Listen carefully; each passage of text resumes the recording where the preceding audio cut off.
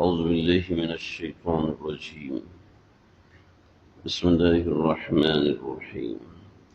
سابقوا إلى مغفرة من ربكم وجنة أرضها السماء أرضها كعرض السماء والأرض أعدت للذين آمنوا بالله ورسوله ذلك فضل الله يؤتيه من يشاء والله ذو الفضل العظيم. سورہ حدید آیت نمبر 21. پچھلی آیت میں بتایا کہ زندگی ان درجوں کا نام ہے. اہل کفر انہی درجوں کے اندر رہتے ہیں اور انہی درجوں میں زندگی کھپا دیتے ہیں. اللہ نے ان کے لیے دو راستے متعین کیے ہیں. وَفِي الْآخِرَةِ عَذَابٌ شَدِيدٌ وَمَغْفِرَةٌ مِّنَ اللَّهِ وَرِضْوَانٌ. تو دنیا کی زندگی یہ 4 درجات ہیں. لعب و لہو، نمبر 1 کھیل کود، نمبر 2 زینت، نمبر 3 تفاخر اور نمبر 4 تکاسل. کل تفصیل سے بات کر چکا ہوں. آگے اللہ ہم ایمان والوں کو بتا رہے ہیں سابقو الی مغفرۃ من ربکم، کہ سبقت کرو. ایمان والوں کے لیے ہے کہ وہ سبقت کریں اپنے پروردگار کی مغفرت کی طرف، نمبر 1. نمبر 2 جنت کی طرف. اور جنت کیا ہے؟ عرضھا، اس کی جو وسعت ہے. یہ بعض حضرات کے نزدیک اس کا معنی ہے اس کی چوڑائی جو ہے کہ عرض السماء والارض، کہ وہ ایسی چوڑائی ہے جیسے آسمان و زمین کی چوڑائی ہے. وعدت للذین آمنوا باللہ ورسولہ، یہ تیار کی گئی ہے ایمان والوں پر. کون سے ایمان والوں پر؟ جو اللہ اور اس کے رسولوں پر ایمان لائے ہیں. ذالک فضل اللہ یؤتیہ من یشاء، یہ اللہ کا فضل ہے، وہ اللہ جس کو چاہتا ہے دیتے ہیں. واللہ ذو الفضل العظیم، اللہ بڑے عظیم فضل والے ہیں. سابقو کا ترجمہ بعض حضرات نے کیا دوڑو کا ترجمہ اس معنی میں لفظی اعتبار سے زیادہ بہتر نہیں ہے، بلکہ سابقو کے اندر وہ حدیث آتی ہے جس میں نبی علیہ السلام نے فرمایا کہ بادرو بالصدقات، نیکی میں سبقت لے کر جاؤ. بادرو کے اندر تنافس کا معنی ہے. تنافسوا فلیتنافس المتنافسون، تنافس کا معنی ہے. بادر کا معنی ہے. سبقت کا معنی ہے. سبقت ہوتی ہے پیرلر، یعنی اکیلا آدمی پہلے نمبر پہ نہیں آتا، بلکہ جب 10 لوگ دوڑتے ہیں تو ایک بندہ سبقت لے جاتا ہے، آگے بڑھتا ہے. چنانچہ اعمال میں اجتماعیت مقصود ہے کہ کوئی بندہ تنہائی میں عمل کرے اور کوئی بندہ اجتماع میں عمل کرے. تو اجتماعیت میں جو عمل ہے وہ زیادہ بہتر ہے، اس لیے کہ اس میں مسابقت ہے، ایک دوسرے سے آگے بڑھنا ہے. چنانچہ جماعت کی نماز کو گھر میں پڑھی ہوئی نماز سے 25 گنا افضل کہا، اور پھر جامع مسجد میں پڑھی گئی نماز کو 50 گنا افضل کہا، کہ اس میں زیادہ لوگ ہوتے ہیں تو زیادہ لوگوں میں مسابقت ہے. کون مسجد میں پہلے پہنچتا ہے اس کا درجہ زیادہ ہے، کون مسجد میں آخر تک رہتا ہے اس کا درجہ زیادہ ہے. تو اس میں مسابقت، تو اعمال میں مسابقت مقصود ہے، اعمال میں دوسرے سے آگے نکلنا مقصود ہے. چنانچہ صحابہ کرام کے رات کے حصے بٹے ہوئے ہوتے تھے، ایک حصے تک سوتا تھا، پھر اٹھتا، پھر دوسرے حصے تک سوتا. اور فرماتے تھے ہم خواہش کرتے تھے کہ آج پہلے والا زیادہ دیر سو جائے تاکہ مجھے زیادہ عبادت کا وقت مل سکے. جب وہ اٹھے گا تو اتنی دیر تک میں عبادت کروں گا. گھروں میں مخصوص جگہ بنائی جاتی تھی کہ اس جگہ پر صرف اور صرف قرآن مجید کی تلاوت کی جائے گی، اس جگہ پر صرف اور صرف ذکر اللہ ہوگا. آج تو ہمارے جب گھر تعمیر ہوتے ہیں وہاں مزدور پہلے سے گانے لگا کے بیٹھے ہوتے ہیں اور گانے لگا کے چلا رہے ہوتے ہیں کہ گھروں کے اندر گھر والوں کی آمد سے پہلے ہی اللہ کی لعنت برس رہی ہوتی ہے. گھروں کے اندر قرآن مجید پڑھنے کی ایک مخصوص جگہ ہوتی تھی، بلکہ زبیدہ نے اپنے گھر میں ایک ایسا انتظام کیا تھا کہ میرے مرنے کے بعد بھی اس کا معمول رہے کہ اس نے گھر کے اندر 40 حافظات، خواتین 40 حافظات کو متعین کیا تھا کہ 40 حافظات ایک وقت میں، پھر ان کی شفٹ ختم ہوگی تو ان کی شفٹ ختم ہونے سے پہلے دوسری 40 حافظات، پھر ان کی شفٹ ختم ہوگی تو تیسری 4، پھر یوں 4 جوڑے تھے 40 حافظات کے جو 24 گھنٹے گھر میں تلاوت کرتی تھیں، اور یہ سلسلہ 80 برس تک رہا کہ گھر میں ہر وقت قرآن مجید کی تلاوت، کہ نیکی میں سبقت کرنا، کہ ہمارے گھر میں سب سے زیادہ قرآن پڑھا جائے۔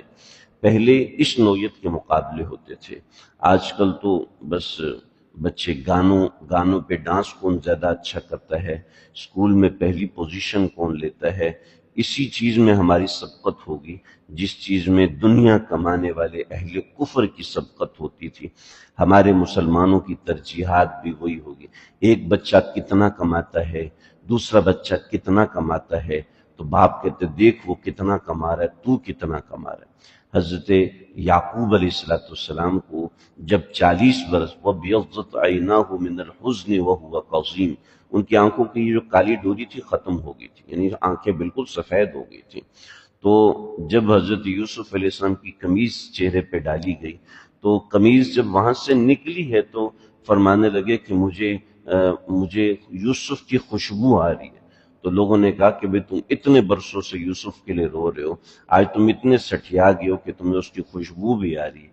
پھر جب قمیض پہنچی چہرے پہ ڈال دی گئی تو بچوں نے کہا کہ یوسف زندہ ہیں، ہمیں معاف کر دیجئے۔ تو حضرت یعقوب نے پہلا سوال کیا کہ یوسف کا کیا حال ہے؟ کہنے لگے وہ بادشاہ ہے۔ نہ، میں یہ پوچھ رہا ہوں اس کے دین کا کیا؟ کرامت دیکھ چکے ہیں، مگر کرامت دیکھنے کے باوجود، قمیض کی کرامت دیکھنے کے باوجود کہہ رہے ہیں، اور خوشبو یوسف سونگھنے کے باوجود کہہ رہے ہیں کہ یوسف کے دین کا حال بتاؤ، کہ وہ اللہ کے پیغمبر ہیں، کا شکر الحمدللہ کہ اللہ نے اس پہ ایمان سلامت رکھا۔ تو ضرورت ہے اس بات کی کہ گھر میں مسابقت کا ماحول پیدا کیا جائے، گھر میں دین میں ایک دوسرے سے بڑھنے کی کوشش کی۔ رمضان المبارک کے اندر میں اپنے تعلق والوں کو ایک چارٹ دیتا ہوتا ہوں کہ بھئی یہ چارٹ بناؤ اور سارے گھر والے بناؤ، اور گھر میں ایک عجیب ماحول بنتا ہے کہ ہر کوئی کوشش کرتا ہے کہ میں امی سے آگے بڑھ جاؤں، میں ابو سے آگے بڑھ جاؤں، میری تلاوت اپنے والد سے زیادہ ہونی چاہیے، میں اور والد چاہتا ہے میں بچوں کے سامنے شرمندہ نہ ہوں۔ تو سابقو بادرو روایات میں آتا ہے کہ ایک دوسرے سے اعمال میں سبقت لے کے جاؤ، تنافسو کو قرآن مجید میں احکامات ہیں۔ تو سابقو الی مغفرت، کہ سبقت لے جاؤ، یعنی ایک دوسرے سے آگے بڑھو، صرف عمل نہیں ہے بلکہ سابقو، مغفرت کی طرف سبقت کرو، اور مغفرت کی طرف سبقت مغفرت والے اعمال سے ہوگی۔ من ربکم، جو تمہارے پروردگار کی طرف سے مغفرت ہے اس کی طرف سبقت لے جاؤ، اور دوسری جنت، اور جنت کی طرف آگے بڑھو، جنت کی وسعت ارضھا کارض السماء والارض، آسمان و زمین کی وسعت سے بھی زیادہ۔ حدیث میں آتا ہے، مشکات کی صحیح روایات ہیں کہ ایک جنتی کو دنیا سے 10 گنا بڑی جنت دی جائے گی۔ جو سب سے ادنا جنتی ہے اس کو زمین سے 10 گنا بڑی جنت دی جائے گی۔ تو جو اعلیٰ درجے کا جنتی ہے اس کی جنت کی وسعتیں کتنی زیادہ ہوں گی، اس کو صرف اس سے سمجھیں کہ وہاں باؤنڈریز نہیں ہوں گی، حد نگاہ جنتی کی جنت ہوگی۔ اب وہ حد نگاہ 100 کلومیٹر پہلے ہے، یہ 100 کلومیٹر بعد ہے، اور پھر ایسا نہیں ہے کہ کوئی ویرانہ، کہ کراچی سے اب حیدرآباد کے لیے نکلے تو راستے میں ویرانہ آ گیا، کراچی کی حدود ختم ہو گئی، ایسا نہیں ہے۔ وہ جنت پوری آباد ہوگی کہ تجری من تحتها الانہار، کہ نہریں اس کے نیچے ہوں گی۔ اعدت، تیار کی گئی ہے، للذین آمنوا باللہ ورسلہ، جو اللہ پر ایمان لائے اور اس کے رسولوں پر ایمان لائے۔ مگر یہ کس کے لیے؟ ذالک فضل اللہ یؤتیہ من یشاء، نماز پڑھنے والوں کے لیے، روزہ رکھنے والوں کے لیے نہیں، فضل اللہ یؤتیہ، یہ اللہ کے فضل سے ملتی ہے، اور اللہ جس کو چاہتے ہیں وہ عطا فرماتے ہیں۔ تو یہ جنت اللہ کے فضل سے اللہ کی عطا سے ملتی ہے۔ چنانچہ صحابہ کرام نے پوچھا، یا رسول اللہ، جب جنت اللہ کی عطا سے ملتی ہے تو پھر ہمیں اعمال کرنے کی کیا ضرورت ہے؟ تو آپ صلی اللہ علیہ وسلم نے فرمایا کل میسر لما خلق لہ، کہ ہر بندے کے لیے وہ راستہ آسان ہو جاتا ہے جس کے لیے اس کو بنایا گیا ہے۔ اگر اس کے لیے جنت ہے تو اس کے لیے جنت کے اعمال آسان ہو جاتے ہیں، اگر اس کے لیے جہنم ہے تو اس کے لیے گناہ کرنا، زنا کرنا، شراب پینا، چوری کرنا اس کے لیے آسان ہو جاتا ہے، اور اگر اس کے لیے جنت ہے تو نماز پڑھنا اس کے لیے آسان ہو جاتا ہے۔ ذکر اللہ کے بغیر وہ رہتا نہیں ہے، اعمال میں سبقت وہ خود کرتا ہے۔ تو ذالک فضل اللہ یؤتیہ من یشاء، یہاں دنیا میں پتہ چلتا ہے من یشاء کس کے ساتھ ہے، اللہ نے کس کو توفیق دی ہے، کس سے توفیق چھین لی ہے۔ اور ایسا نہیں ہے کہ جی مولوی صاحب کو ہی ملے گی توفیق، حافظ صاحب ہی کو توفیق ملے گی۔ واللہ ذو الفضل العظیم، اللہ بڑے عظیم فضل والے ہیں، بڑے اعلیٰ درجے کے فضل والے ہیں۔